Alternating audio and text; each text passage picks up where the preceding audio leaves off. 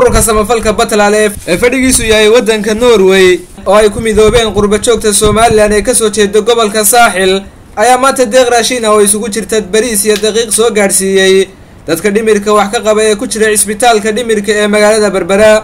waxaana deeqdani kala wareegay agaasimaha guud ee isbitaalka degmada Berbera oo ay wehelinayaan maamulka isbitaalka dhimirka ee magaalada Berbera gudoomiyaha ururka samafalka Batalaale ee Soomaaliland Mawlid Nuur Shiro oo horantii ka warbixiyay deeqdani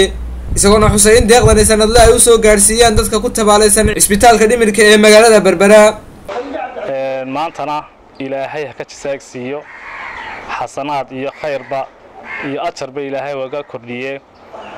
waxaan idinku wareejinaynaa hadaatiin isbitaalkii maamulka isbitaalka raashikan oo ay soo direen qurba joogta dalka Norway ee u dhashay gobolkan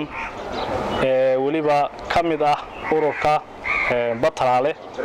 agaasimaha guud ee isbitaalka degmada Berbera Caasha Aadan Maxamuud ayaa iyaduna dhankeeda uga mahadnaqday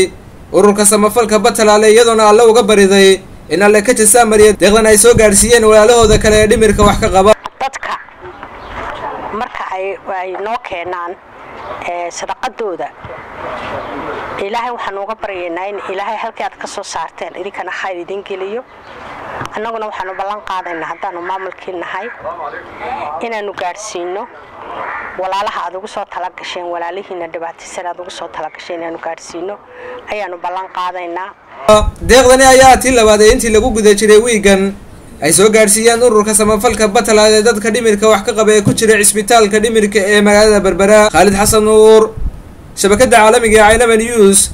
magaalada Berbera.